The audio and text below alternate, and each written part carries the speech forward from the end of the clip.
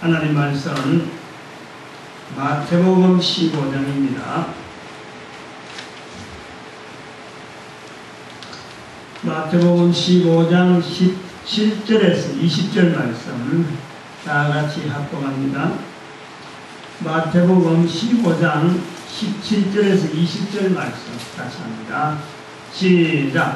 입으로 들어가는 모든 것은 배로 들어가서 뒤로 내어버리는 줄을 알지 못하느냐. 입에서 나오는 것들은 마음에서 나오나니 이것이야말로 사람을 더럽게 하느니라. 마음에서 나오는 것은 악한 생각과 살인과 간음과 음란과 도둑질과 거짓 증거와 해방이니 이런 것들이 사람을 더럽게 하는 것이요 썩지 않는 씹지 않는 손으로 먹는 것은 사람을 더럽게 하지 못하느니라. 아멘.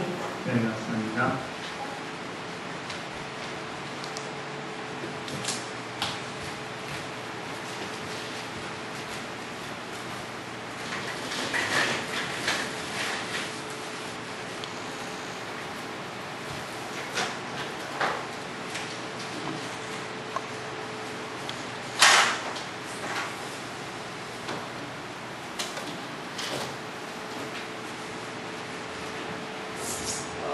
마태복음을 하면서 우리 그림에 있는 내용을 숫자만 쭉 보면서 장만 있는데 이제 그 16장에 지금 다가오면서 우리 하나 또 정리를 해봅니다.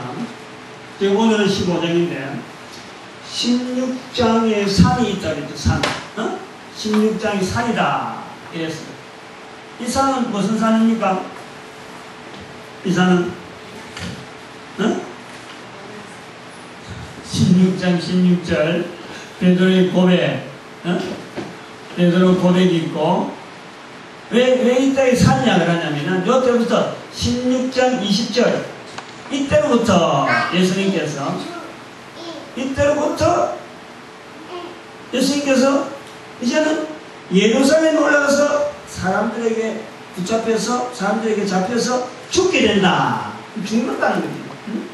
예수님께서 죽으시고 다시 3일 만에 부활 이렇게 이런 이야기예요. 이게 말이죠. 한 번이 아니라 세 번에 걸쳐서 이때로부터 하는 것이 여기 세 번 연속 나옵니다. 세 번. 그래서 여기 산이다. 그 산의 근거가 16장 16절 베드로의 고백이 있습니다. 요 고백. 요 앞에 요 내용도 있지만 요거를 기점해서 여기서부터 산이 이제 기점이 되었고 이제부터는 방향이 이제 죽는 쪽으로 나요.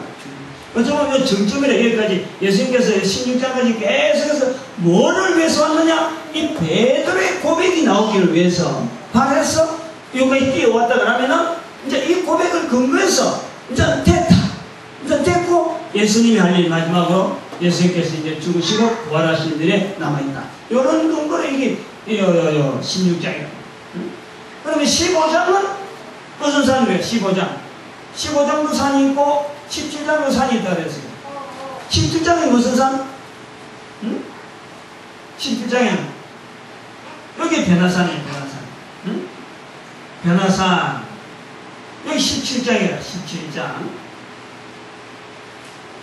16장이 산이 있고 이 산하고 이 산하고 비교는 안 되죠. 요거는 실제적 산이고 요거는 하나의 큰 마태복음 전체 산의 봉우리가 있다. 그 암기하기 했어요. 암기.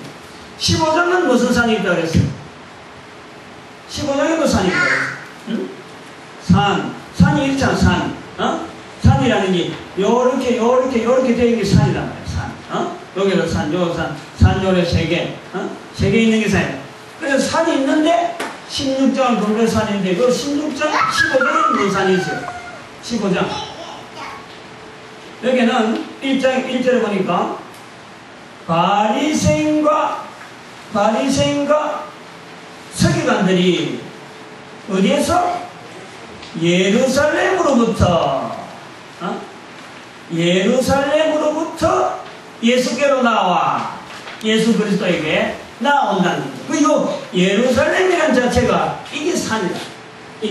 아주 중요한 이스라엘 백성들로서는 이 예루살렘이 아주 중요한 그 산이, 뭐 성산이기도 하고 시온산이기도 하고, 시온산이라고 하는 이 산이라고. 이제 마태복음 16장 1장부터 15장까지 하고 그림이 요 색깔이 좀 다르듯이, 요거라는 것은 우리가 베드로의 고백을 통해서 이때로부터 예수님께서 이제는 부활로 인해서 또 십자가 죽으시고 또 부활로 나아가는 그 길로 가는 그런 이제 하나의 큰 산으로 보고, 그것 자체를 마태복음 전체 산이라는 하나의 큰 어떤 그 분기점이에요. 그래서 그걸 암송하기 위해서, 암기하기 위해서 15장, 16장도 산이 있고, 15장에 있는 산은 예루살렘으로부터 17장에는 베나산이다. 그 산이라는 개념을 지고 있는 거예요. 오늘 그 예루살렘으로부터 이렇게 오는데, 여기에 있는 이거는 이제 전체 구도에서 16장을 주변해서 이제 양쪽 산을 보는 거고, 우리가 그 마태복음을 통해서 또 하나 보는 것은 마태를 통해서 마태의 고백, 즉 예수는 그리스도시다, 예수는 그리스도시다 하는 걸 고백하고, 또 예수는 그리스도께서 뭘 우리에게 남기려고 했느냐, 천국이란 말이에요. 천국. 그리고 마태복음에서는 왜 예수님이 유대인인데도 불구하고 유대인에 의해서 십자가를 못 박히게 됐는가, 이것에 대해서 마태는 참 알리려고 한다. 그래서 이 내용에서 고백이 뭐냐니까, 바리새인들과 서기관이라고 하는 유대인들에게 있어서 어떤 그 사회적인 지도자, 그 대표로 그래서 마태는 이걸 자꾸 기술하려고 하고 있어요. 그래서 이것은 1장부터 시작해서 28장까지 이 내용은 일정하게 나타났어요. 이 세 가지는 꾸준하게 나타난다. 그런데 요렇게 마태는 이렇게 기록을 하게 될 때, 요 세 가지를 기록하게 될 때에 제가 누가의 이야기를 했습니다. 누가복음에, 누가는 그거 기록하면서 누가가 이걸 기록할 때, 누가복음을 기록할 때는 누가의 나름대로 기록할 수밖에 없는 어떤 의도가 있습니다. 기록할 수밖에 없는, 나름대로 자기 신앙 고백도 있지만은 또 기록할 수밖에 없는 자기의 어떤 위치가 있다. 예를 들어서 데오빌로 각하에게 보고서를 보내는 거예요. 그러면서 또 한편으로는 누가는 예수를 만나지도 않았고 제자도 아니었는데 예수님을 어떻게든 고백을 하게 되는 거예요. 데오빌로 각하에게 부탁받고 예수에 대해서 조사하다 보니까 자기에게 믿음이 생긴 거예요. 그래서 그거를 나름대로 고백하는데, 기록하는 데에 예수에 대해서 고백이 들어있지만은 기록을 할 때 잊지 않는 그 바탕은 뭐냐니까 데오빌로 각하에게 보내는 그 형식을 벗어나지 않는다. 누가복음에 있어서 그 형식 자체는요, 이 보고서를 로마 사람이 본는다. 그거를 자기는 믿음을 고백해서 자기 마음대로 막 기록한 게 아니고 로마 사람이 이 글을 보면 어떻게 할 거냐, 여기에 대한 배려가 있다.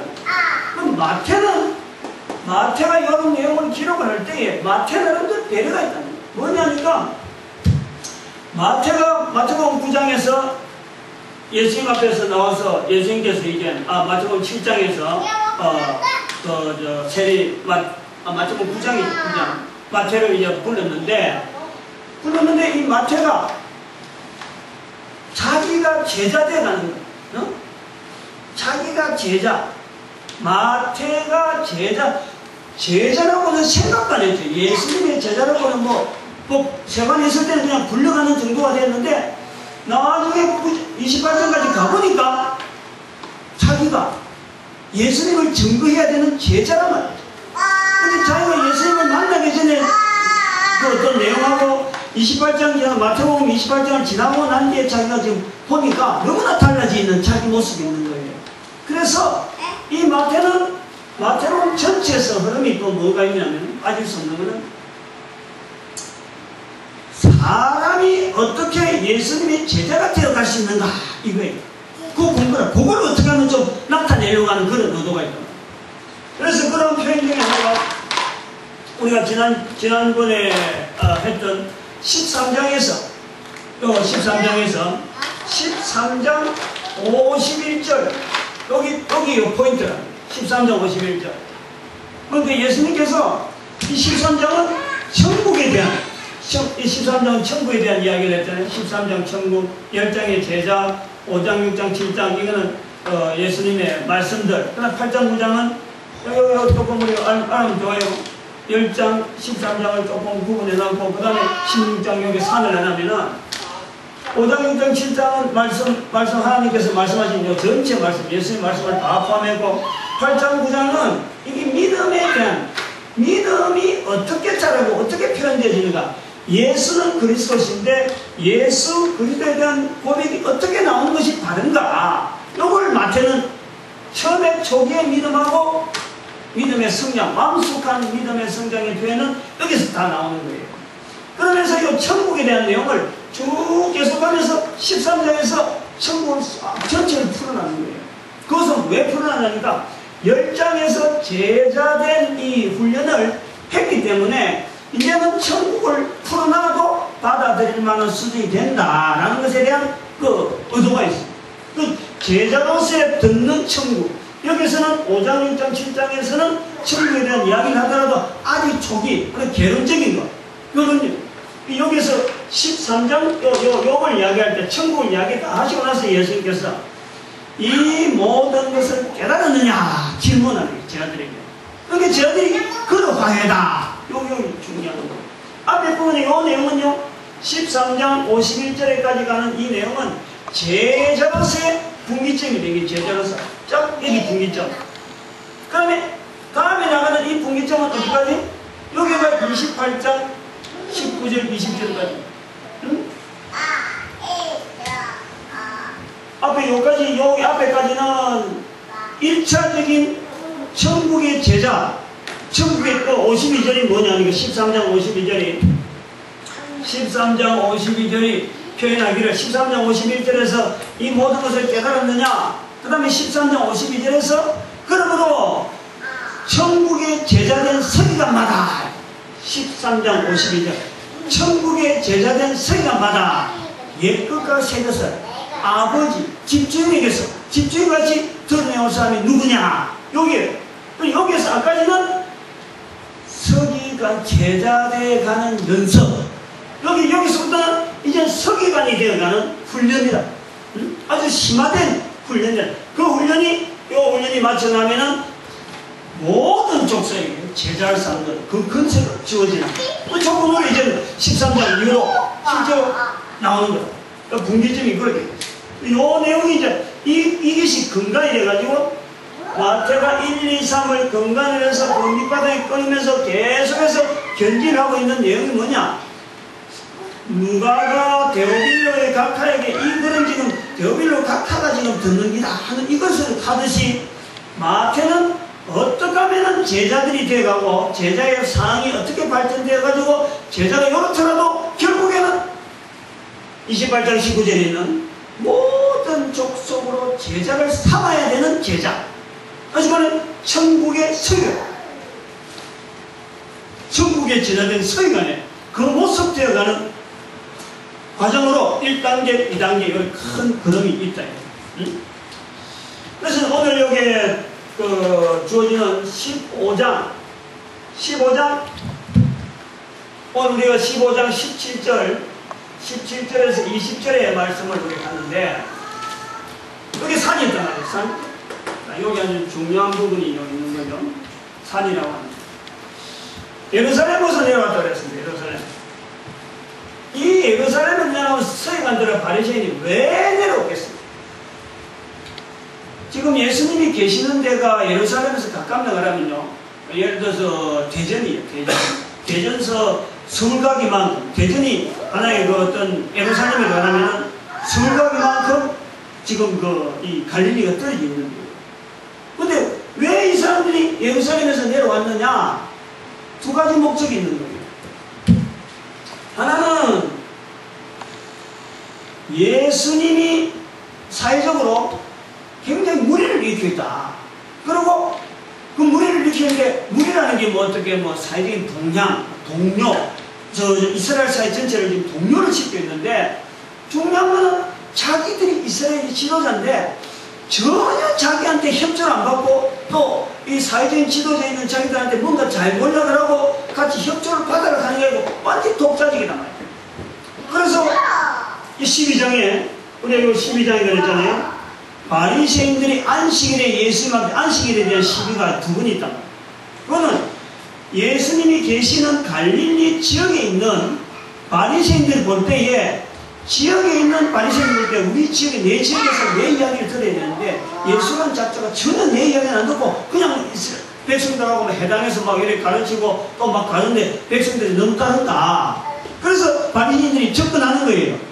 어떻게 하면 이 예수를 우리 편으로 집어넣고 같이 그 바리새인으로 그만 활동하면 자기들도 좋고 여러 가지 조건이 일을 안 하니까 바리새인들이 하다가 접근하다가 안 돼가지고 이제는 예수님이 잘못하는 것을 이제 끄집어내는 거예요. 그 12장에 안식일에 이것은 순전히 지역에 있는 바리새인, 예수님에서 갈릴리 있는 지역에서 바리새인들이 예수님에 대해서 보니까 도무지 안 되겠다. 안식일에 이렇게 가면 자기들이 알고 있는 개념과 전혀 다르니까 이렇게 안 되겠다. 그래서 12장에 예수를 어떻게 죽일고 하고 의논하는 거예요. 12장에. 응? 요 12장과 15장 사이를 보면은 여기서 의논한 사람이 가만히 있느냐. 그래 예루살렘 알린 거예요. 응? 도무지 안 되겠는데 우리 힘은 부족하다. 좀 어떻게 좀 도와달라. 그래서 내려오는 거예요. 바리새인과 서기관들 내려오면서 첫째 목적이 뭐냐니까 예수님으로 하여금 지역에 있는 바리새인이 도무지 힘이 약했으니까 예수님에 지금 지역 주민들은 전부 다 예수님을 성지를 안 한 말이에요. 성지를 알고 있지만은 이 바리새인들과 서기관들 이 사람들은 성경에 밝아. 지금까지 이스라엘을 지도해왔던 아주 그 근위도 있고 누구든지 인정을 해주는 그 지적이든지 여러 가지 학식이 있는 사람인데 지역에 그 예수라는 사람이 너무 걸쩍걸쩍하고 있으니까 우리하고 협조가 안 된다 하니까 저 가서 사람들이 보고 꼼짝도 못하는 어떤 증거를 딱 대가지고 저 사람들은 꼼짝없이 무너뜨려야 되겠다. 소위 말하면 예수님의 어떤 흠을 딱 잡아가지고는 사람들 보는 듯이 동네 사람들 다 보는 듯이 보여가지고 야 이봐라 예수가 이렇게 잘못하고 있다. 너희들 그동안 따라다닌 거 전부 다 흑기다. 요거 보여주러 온다고 지금 15장에서 예루살렘에 그래야 말이에요. 내가 지금 엉터리 이야기하거든요. 그건 아니잖아. 상황이 지금 그래. 근데 그게 지금 시간적으로 봐봐요. 자, 첫 번째는 흠을 잡기 위하고 흠을. 응? 근데 이 흠을 잡기 위하고 그 다음에 두 번째는 뭐냐니까 흠을 잡고는 그것부터 압송 예루살렘으로 압송해갈 계획이 있는 거예요. 응? 잡아갈 거란 말이지. 이 사람들이 그냥 이 예루살렘에서 멀리와가지고 그 지방에 아주 중앙에 있는 그 힘 있는 사람이 지방에 내려올 때 그냥 한번 보고 뭐 잘하고 있나 이거 승천하고 오는 거예요. 여기서 지금 이런 개념이 있는 거예요. 근데 내려올 때 그 멀잖아요. 거리가 있잖아. 예루살렘 오면서 국리국내인 거야. 어떻게 하면 흠을 잡아내느냐. 바리새인들이 그동안에 12장에 안식일에 가는 그 분명히 그거로 하고 잡긴 잡았는데 근데 예수님이 한 대답을 들어보니까 이게 흠이 아닌 거예요. 안식일에 내가 안식일에 주인이라고 하고 안식일에 생명살이 누가 잘못했노 하고 하니까 사실은 할 말이 없는 거예요. 그러면서 예루살렘에 내려오면서 이 말에 책을 잡으려고 아주 고민하면서 온단 말이에요. 고민하면서 내놓는 각 대안이 이게 우리가 돼요. 그 고민 없이 그냥 그래 바리새인들이 15장에 가서 왜 당신의 제자들은 이 장로의 유전을 왜 범하느냐 이게 그냥 아니야말로 할 말이 없어갖고 안 그러면 어디 이야기거리를 예수님하고 뭔가 이야기 좀 한번 해보기 위해서 자리를 마련하려고 첫 마디는 이게 아니란 말이야. 응? 이 의미를 알아요. 흠을 잡아도 백성들에게 딱 덤을 돌릴 수 있는 백성들이 들어보니 정말 예수라고 하는 그 사람은 지금까지 우리가 따라다니지만 서울에서 오는 저 근위 있는 사람한테도 근위 사람이 저기 딱 하는데 아주 틀림없이 예수가 우리가 따라다니는 사람이 아니다 하는 그 근거를 찾대는 그 아무개나 하는 게 아니랍니다. 문제가 뭐냐면 여기서 흠을 잡으러 가는데 여기 아주 중요한 거예요. 이게. 이 마태복음에 나오는 사례라든지 마태복음에 나오는 이 기록이라는 이런 순차적인 이런 내용이요 다른 복음서와 다르게 좀 무게가 있습니다. 그게 나오는 한마디 마태라고 하는 사람이요. 아까도 13장 52절에서도 늘 이야기했지만 자기 스스로가 굉장히 공부를 많이 해요. 정말 율법에 대해서 공부를 굉장히 많이 하는 사람이 먹고 살기 위해서 어쩔 수 없이 어쩌다 보면 체리가 되는 거예요. 체리가 돼서 늘 그 속에서 고민이 있는 거예요. 내가 나름대로 동족에 대한 여러 가지 갈등들, 자기 먹고 사는 어떤 직위에 대한 이 갈등들 수요가 많은데 마음이 안 편하고, 동족들 보니까 자꾸 자기들은 손가락 쥐는데 자기 나름대로는 뭔지 모르게 하나님께 가까이 가려고 하는 그런 몸부림이 있는 그 가운데 예수님께서 이 오늘 하니까 그냥 뭐 떨치치고 나오는 거예요. 그런 거 그래요. 그러면서 이 천국의 서기관, 천국의 제자된 서기관이 하는 말씀을 예수님 했을 때 나는 그걸 말이죠. 이 마태복음을 기록하게 된 큰 힘은 이 말씀이 세주가 늘 서기관에 대한, 자기도 서기관처럼 공부를 많이 했는데 성경에 대해서 알락하면 마태복음 기록해 봐요. 성경을 얼마나 인용해, 그만큼 상식을 박식하고 하는데 이 자기가 지금 세리가 되고 있으니까 아무도 지금 인정하지 않는데 예수님께서 천국의 제자된 서기관, 이 말씀에 완전히 용감한 거예요. 그래서 그 말씀을 듣고 이 마태복음을 다 기록했다. 나는 이제 그래 보는데, 이 마태가 기록할 때 이 하나하나 그거다가 어떤 예화를 든다, 순서를 그래 정했다 하는 건요, 굉장히 다른 복음서와 다르게 굉장히 힘이 있다. 근데 여기 흠을 잡으려고 왔는데 거기서 뭐를 흠을 잡으러 왔느냐니까 딱 들고 나온 게 장로들의 유죄야. 응? 이 유전이라고 하는 것은 우리가 한자로 쓰면 뭐 이렇게 기할 기자를 쓰고 이렇게 해서 또 전달한다. 전달돼 가지고 지금 오는 게 전달돼요. 장로들의 입으로 전달하고 장로들이 가르치고 랍비라고 하는 이런 가르침 이스라엘 백성들이 살아오면서 그동안에 하나의 근간이 이 사회적인 질서라. 요거를 어기면은 그 주변에 있는 모든 사람들이 이걸 어기면은 누구든지 이스라엘에서 나갈 때를 각오를 해요. 그걸 받아들이는 조건으로 지금 살아가는 거예요. 응? 여기 장로들이 유전의 힘이라고. 그러니까 이건 서울에서 내려오는 이 서기관과 바리새인들은 이 제자들에게서 행하는 그 습관을 보면서 기존의 이스라엘 사람들이 보고 있는 문화적인 가치하고 분명히 벽이 되어지고 하나의 딱 선이 되어지는 이 장로들의 유전의 정도에 대한 것은 지금 당장 누구든지 지금 제시하고 있는 거야. 그게 불리한 사람한테서 제자들이 말이지 장로들의 유전을 범한다. 요거에 그러니까 거기에서 벗어날 수가 없어요. 다들 받아들일 수밖에 없어요. 고대형이에요. 그냥 피할 수 없는 하나의 흠이라고. 예수님도 그걸 갖고 흠을 갖고 거기서 내가 뭐 변명하고 할 그게 없어요. 왜 당신들의 제자는 장로들의 유전을 범하여서 씻지 않는 손으로 음식을 먹습니까? 이스라엘 백성들에서 손 씻는다는 아주 중요한 의미가 있기 때문에 뭔지 먹을 때 씻지 않는 손으로 먹는다. 이거는 말이죠. 어떻게 보면 씻은 죄를 그대로 자기 몸으로 삼키는 그런 의미를 갖고 있습니다. 굉장히 중요시하게 여긴다. 그러니까 손 씻는, 음식 먹을 때 손 씻는 건요, 아주 중요한 이스라엘의 기본의 어떤 문화의 어떤 개인이라든지 사회생활의 아주 중요한 기초라, 기초. 근데 그걸 범하고 있다는 것은 틀림없이 이 사람을 우리가 딱 무너뜨릴 수 있는 흠덩어리.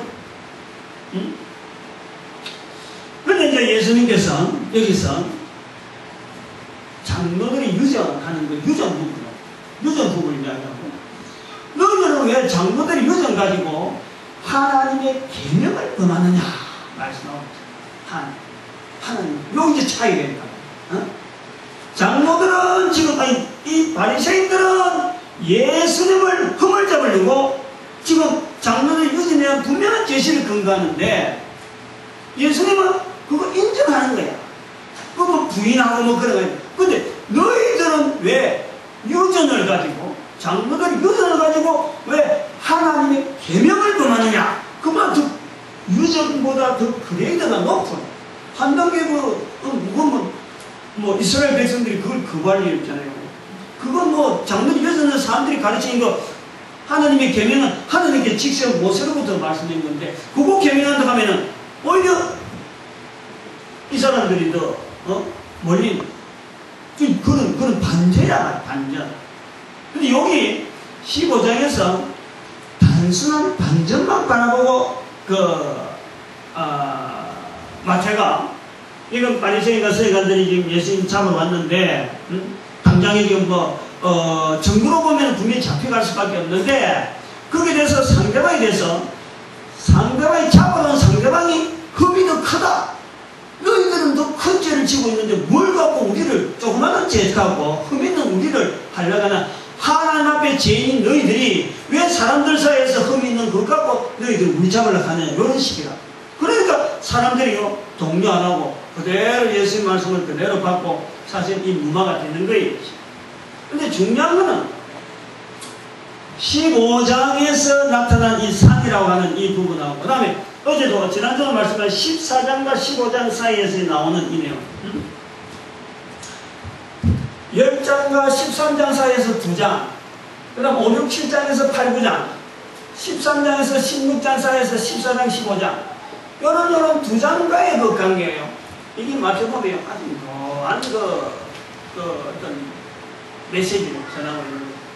지난주도 말씀했지만 14장, 15장은요 13장까지 이것을 다 깨달았느냐 이제는 천국의 제자된 서기관마다 주인의 것을 내 것을 새 것을 마음대로 내놓은 그런 천국의 제자된 모습으로 이제는 여기서부터는 이제 아까 요 그랬잖아요. 한 단계 다르다 그랬잖아요. 지금까지는 제자에 대한 훈련을 예수님께서 이래라 저래라 시킨 거라면은 13장부터는 다 깨달았느냐 하는 그때부터는 이제부터는 제자들을 그냥 떼미는 거예요. 너희들 해라 민다고 제자들의 능동적인 대안을 예수님께서 요구하는 거기라. 다시 말하면은 9장, 8장, 9장, 10장, 11장까지 늘으면서 예수님께서 요한의 제자가 됐느냐, 바리새인들이 금식했다, 요한의 제자가 금식했다, 요한의 제자 보내서 오실 거리가 누구니까 11장에서 계속해서 제자에 대한 이런 확인을 쭉 하면서 13장에 천국에 대한 이야기를 다 하고는 이 내용을 다 알았으니까 천국에 대한 내용을 다 알았으니까 이제부터는 너희들이 해라. 그것이 14장에 있는 오병이어 너희들이 먹을 것을 주어라 말씀하는 거예요. 못 줄 줄 뻔히 아는데 너희들이 먹을 것을 주어라. 그리고 봐봐요. 14장하고 15장 사이에 14장에 너희들 먹을 줄은 오병이어 놓으면 15장의 마지막 부분에 7병이어가 나와요. 7병이어. 응? 너희에게 먹을 것이 무엇이 있느냐 물어보는 거예요. 응? 14장 15장 사이가요 먹을 것을 가지고 맨 앞에 14장부터 15장 사이가 그걸 딱 묶어놨어요. 오병이어와 7병이어 사이를 묶어놨어요. 요걸 우리가 그 14장 16절에 있는 너희가 먹을 것을 주라 그거 자체가 앞으로부터 28장까지 너희가 먹을 주는 것을 도대체 너희에게 뭐가 있었고 너희가 있는 것 갖고 도대체 어떻게 할 거냐 이거는 능동적으로 대체하라. 그래서 이 14장 15장의 내용에서 지금 이 내용이 장로들이 유전에 대한 이 대항하는 이것이요 14장에서 나오는 먹을 것이라 하는 것이 어디서 나오는 거예요? 입이잖아요. 먹는 건 입이잖아요. 장로들의 유전 어디서 나옵니까? 입이에요. 입. 입이. 그래서 15장 전체 보면은 입에서 나오는 것, 입으로 들어가는 것, 요 내용이 많이 나와요. 오늘 우리 본문이 15장 17절, 20절로 계속해서 입으로 들어가는 것이 나쁜 것이 아니고 입에서 나오는 것이 나쁜 것이다. 입에서 나오는 그것, 입에서 나오는 그것 이렇게 계속 말씀하고 있습니다. 이거는 이제 거꾸로 가보면 장로들의 유전이라고 하는 이 유전 자체로 입에서 나와가지고 사람들한테 언어로 하고 또 예수님께서 말씀하는 율법 너희들은 어떻게 하나님의 계명을 하나님은 이렇게 하라 그랬는데 너희들은 왜 이렇게 했냐 그것도 사실 알고 보면 말로스 때문에 말로스 지금 여기 14장에서부터는 이제 그 예수님께서 두 가지를 이제 요구하는 거예요. 하나는 뭐냐니까 그 먹는 것, 즉 예수님으로 통해서 사람들이 제자들이 해야 될 일, 너희들이 먹을 걸 주라. 너희들이 이제 알았어. 너희들이 자꾸 일을 처지하려고 해라. 그리고 15장 오늘 마지막 절에 가보면 칠병이해가 나오는데 너희에게 먹을 것이 뭐가 얼마나 있느냐라고 할 때에 그 질문은 5장 5병이에서는 너희가 먹을 것을 주라. 그러면은 7병이에서는 먹을 것이 뭐가 있느냐 가서 물어보는 거는 너희들이 할 수 있는 능력, 사람의 능력 갖고 안 되지 않느냐. 성령을 기대하라.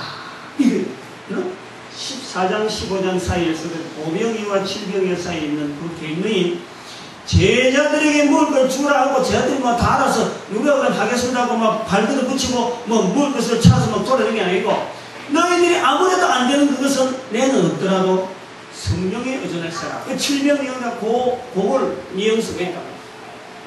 그래서 두 가지를 예수님께서 요구하는 거예요. 14장 이후로서 예수님께서 제자들에게 하나는 뭐냐니까 제자들을 통해서 이 일이 이루어질 것이다.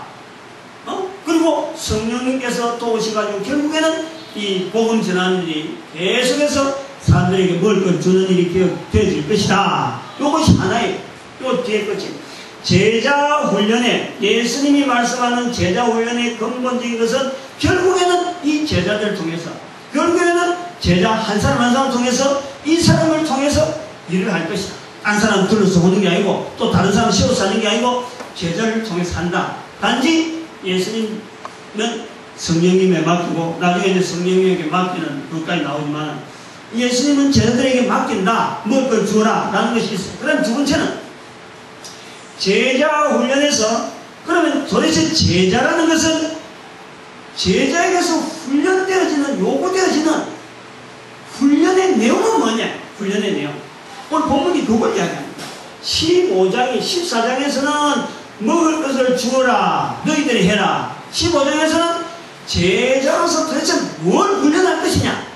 그것이 입에서 나오는 거란 말이야. 입에서. 그걸 찾아냅니다. 그걸 제가 지금 계속 그 이야기를 하려고 14장, 15장 계속 이야기해요. 말이 많으면요, 다 잊어버려. 다 잊어버려. 근데 중요한 거는 뭐 딱 두 가지만 합니다. 예수님은 인류 구원을 위해서 틀림없이 사람을 쓴다는 거예요. 사람을 쓰지 않고는 일 안 한다는 거예요. 예수님 스스로 그 제자들이 너희들이 먹을 걸 주라. 그리고 인류 구원을 위하신 예수님의 계획과 예수님의 섭리, 하나님의 모든 계획에 있어서 인간에게서 바라는 것이 뭐냐? 입에서 나오는 언어에 예수님께서 모든 것에서 다 맡기다. 근데 이것이요, 이 장로들 유전에 대한 이 어떤 대항에 대한 또 제자들 훈련에 대한 이런 뉘앙스인데 이것이 뭐 그렇게 하면은 아이고 뭐랄까 대단한 거라기보다는 또 아이고 크게 힘이 없는 것 같은데 이러지만 야고보서에 가보면 야고보서 우리 잘 알잖아. 야고보서 불은 입은 혀는 그 불이요. 불의의 세계야. 사람이 길들인데 뭐 그럴듯하게 하는 것 같은데 제일 길들여지지 않는 게 혀입니다. 응? 다른 것은 다 길들여지는 것 같아요. 근데 혀가 길들여지지 않아요. 혀 말에 야고보서가 말에 책 잡히지 않으면 완전하다 그랬어. 그 내용이라죠. 예수님께서 제자 훈련은 밥을 몇 끼 금식해라, 아니야말로 40일 금식해라, 무슨 제자 훈련해라, 성경을 몇 독 해라, 아니야말로 이런 11조 어떤 이런 복잡한 이야기는 누구든지 입 먹어야 돼. 묻잖아요. 입이 없으면 안 되잖아. 입이 없으면 사는 거야. 근데 누구든지 갖추고 있고 누구든지 가능한 그 입을 통해서 입에서 나오는 것을 통해서 악독을 하지 않냐고. 여기서 이제 15장에서 악독, 불의한 거 이래 나오지만 그 불의하고 악의하게 나오는 그 입을 예수님께서 받겠다. 응? 제자로서 받겠다. 그 입에 나오는 말을 바로 사람들 앞에서 예수 이름을 이야기해요. 마태복음 10장 32절. 사람 앞에서 나를 신하면, 사람 앞에서 제자 올리는, 사람 앞에서 나를 신하면 내가 하나님 앞에 신하겠다. 그 입의 훈련을 예수님께서 받겠다. 이 작은 게 아닌가. 참 약한 것 같은데, 가장 약한 것 같은데 바로 그 하나님께서 우리 인간들이 어디서 제일 많이 죄를 짓느냐? 혀에서 나오는 이 악독한 말 때문에 죄를 짓는 거야. 그걸 예수님께서 다 요구하는 거예요. 그래서 그 요구를 나중에 마태복음 28장에 모든 족속으로 제자를 삼아라. 그리고 사도행전 1장에서는 내 증인되라. 마지막 한 말씀만 나는 그 키에 연결되어야 된다. 중요한 이런 이 포인트들이 간간히 이래 탁탁탁 연결돼. 그걸로 무시해버리면 성경 아무 그거 내놓고 말이요 딴 이야기 해버리면 우리가 엉뚱한 데 기다립니다. 결국 장로들이 유전해. 장로들이 유전 때문에 하나님의 계명을 어기는 그런 자리입니다. 그 지금 오늘날 교회 모습하고 다시 말하면 사람들이 성도라고 교회 와가지고 예배만 드리고 막 성금 열심히 하고 참 남들 보기에 참 뭐 다정다감하게 뭐 이렇게 여러 사람 앞에서 이야기하고 참 뭐 보기도 좋고 그런데 전부 다 포장돼 가지고 장로들이 유전인 것처럼 아 저 사람 참 좋다 저는 어떻게 포장만 되어지는 말만 가지고 넘어가다 보면은 그 사람이 어느 날 하나님 앞에 딱 가가지고 네 세상에 살면서 사람 앞에서 나를 얼마나 시인했느냐 라고 딱 물어보는 그 질문 앞에요 대답 못하면은 우리가 교회가요 지금 그 일을 만들어 그 일을 지금 뭐 조장하고 있어요. 그거를 알아요. 지금 장로들이 이러잖아요. 오늘날 우리 교회 모습하고 똑같아요. 청년들이 뭐 지난 주일날 저녁에도 오후에도 왔는데 청년들 와서 이렇게 하는데 우리 가까이 여기 그 효성에 근무한 지 한 7년 4년 됐는데 보통 때 주일날 교회를 가든지 안 가든지 근무를 했는데 그날은 뭐 근무는 안 하고 또 교회도 못 가고 이래가지고 우리 교회 가면 돼. 4년 동안 우리 교회 처음 왔어. 그 청년 전도는 얼마나 하나 이랬더만 뭐 전도 교회에서 하는데 한 번 가봤대. 다른 거는 좋아요. 모습도 단정하고 아주 좋고 마음에 아깝다. 참 이런 생각이 아주 미리 있는 거야. 저 나이가 30몇 살에 가는데 33살에 가는데 저런 청년을 하여금 어떻게 저렇게 힘없는 청년을 만들어놨을까? 이건 우리 교회다. 우리 교회 모습. 그 내용이 우리 좀 보는 거예요. 서기관들과 바리새인들은 지금 예수님 잡으려고 흠잡으려고 오는데 지금 뭐 2단이 어떻고 뭐 3단이 어떻고 막 하면서 막 주변을 막 휘젓고 돌아다니는데 실제로 교회 청년들이나 성도들 하여금 예수 그리스도 앞에서 안 그러면 하나님 앞에서 예수 이름을 신하는 이거는 전혀 딴 데 이야기처럼 하고 있는 오늘날 교회 모습에 자기들은 장로들이 규정가지고 우리 교단이고 어떻고 우리 교회가 어떻고 아무 교회가 어떻고 이 장로들이 규정으로 참 포장이 되지만 내 정의대라 하는 이 명령 앞에서 그냥 한번 해보는 정도 포장하는 정도 이 정도 답변할 수밖에 없는 거예요. 연종 의도를 잘 알아야 돼요. 14장 15장의 이 내용 16장에 산을 여는 것도 우리가 이거 접근하는 거 또 16장 1절에도 계속해서 바리새인이 한 번 더 접근합니다. 한 번 해보니 요거 해보니 이제 안 됐다. 아니면 자기들 다시 이제 뒤로 물러서가지고 일부 흡제해가지고 다시 한번 접근해보겠죠. 서울서 내려왔으니 그냥 뭐 간단히 물러갔으니 않겠고 한 번 더 16장 1절에 이제 다시 접근하는 그런 쪽으로 우리가 뉘앙스를 가지고 오고 14장 15장 이 성경 전체를 뭐 어떤 몇 장에서 어떤 사건이 있다 그거 암송하는 보다도 이 성경 전체를 1, 2, 3 예수 그리스도 천국 바리새인에서 이 전체를 보면서 그 다음에 요 밑에 깔고 있는 제자로서의 이 고민하고 있는 그 마태 그 고민을 보면 그걸 보면은 마태복음이 딱 잡히면은, 그 다음에는 마가복음은 딱딱딱 붙여버리면 되고, 그 다음에 누가복음은 거다가 좀 이렇게 로마인들이 알아야 되니까, 또 로마인들은 증거를 많이 필요하니까 증거 자료를 많이 갖다 놔요. 그렇게 누가복음은 되고, 마태, 마가, 누가가 한꺼번에 잡혀질 수 있고, 우리가 마태복음을 또 특별히 전도하는 자들, 전도자들이 훈련해야 될 그런 성경으로 특별히 권하고, 그렇다고 해서 뭐 저도 이 성경에 나오는 이런 내용들을 다음 주 할 걸 지금 내가 연구를 해놨다 이런 것도 아니에요.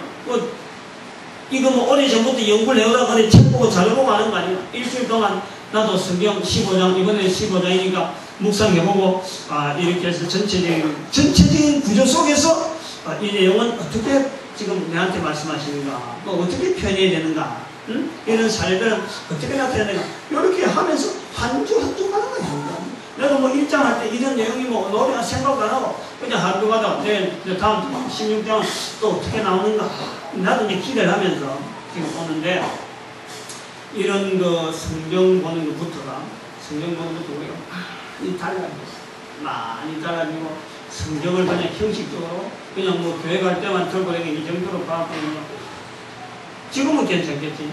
그러나 어느 날 하나님 앞에 딱 갈 때, 그 언제인지 모르기 때문에 어느 날 하나님 앞에 갈 때 딱 그때 되면 후회 막고 합니다.